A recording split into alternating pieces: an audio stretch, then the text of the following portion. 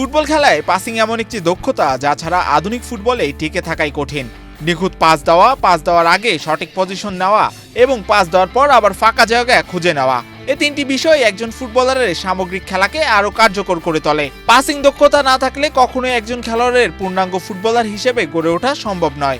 এখনকার ফুটবলে শুধু মিডফিল্ডার বা ফরওয়ার্ড নয়, ডিফেন্ডার এমনকি গোলকিপারদের মাঝেও পাসিং অ্যাকুরেসির উপর বিশেষ জোর দেওয়া হয়। এ কারণেই বসুন্ধরা কিংস ফুটবল একাডেমিতে খুদে ফুটবলারদের নিয়ে চলছে বিশেষ স্কিল সেশন। 11 থেকে 15 বছর বয়সী ফুটবলারদের পাসিং, বল ঠিকভাবে নিয়ন্ত্রণ করা, রিসিভিং সহ টেকনিক্যাল ফুটবলের মৌলিক দিকগুলোতে দেওয়া হচ্ছে বাড়তি গুরুত্ব। মূল লক্ষ্য ছোটবেলা থেকেই তাদের টেকনিক্যাল ভিত্তি শক্ত করে ভবিষ্যতের জন্য প্রস্তুত করা।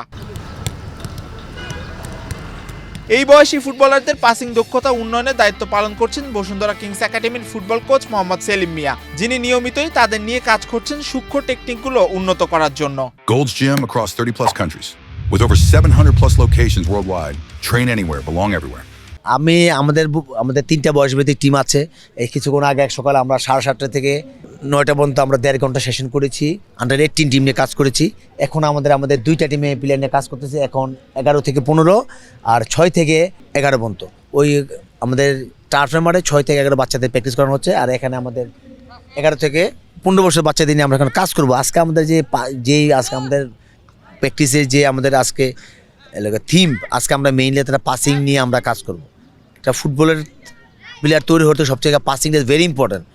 পাসিং দেওয়ার পর কীভাবে সে গ্যাপ নিতে হবে, পাসিং দিয়ে পর কীভাবে পাসিংয়ের একুরেসি থাকতে হবে, কোয়ালিটি অফ পাস কীভাবে দিতে হবে, হ্যাঁ, এবং ফার্স্ট টাচটা কী হতে হবে, এগুলো নিয়ে আজকে আমরা মেন থিম এ নিয়ে আমরা কাজ শুরু করবো বলে আজকে শুধু পাসিংয়ের উপরে বিভিন্ন দিন বিভিন্ন নিয়ে কাজ করি। উনি শুটিং, উনি পাসিং অ্যান্ড রানিং, এক দিন এক একটা নিয়ে কাজ করি। তারপর আমরা পাসিং করার পর সবাইকে একটা গেম খেলবো। ফুটবল কোচ সেলিম মিয়া আক্ষেপ করে বললেন, দেশের শীর্ষ লিগগুলোতে অংশ নেওয়া বেশিরভাগ ক্লাবেরই নিজস্ব একাডেমি নেই। তার বিশ্বাস, প্রতিটি ক্লাবের যদি একটি করে একাডেমি থাকতো তবে বাংলাদেশ ফুটবলের জন্য শক্তিশালী একটি পাইপলাইন তৈরি হতো, যেখান থেকে নিয়মিতভাবে দক্ষ ও প্রতিভাবান খেলোয়াড় উঠে আসতো। আসলে একমাত্র বাংলাদেশে দেখেন অনেকগুলো প্রফেশনাল টিম আছে যারা বাংলাদেশের টপ লেভেলে খেলে। টপ লেভেলের ম্যাক্সিমাম টিমগুলোর কিন্তু একাডেমি নেই। যদি সবগুলোর টিমের যদি একাডেমি থাকতো আজকে ফুটবলের পাইপলাইন হিসেবে এখান থেকে অনেক প্লেয়ার তৈরি আসতো। আপনার কাছে বাংলাদেশের ফুটবল ডে বাই ডে উন্নতি করেছে।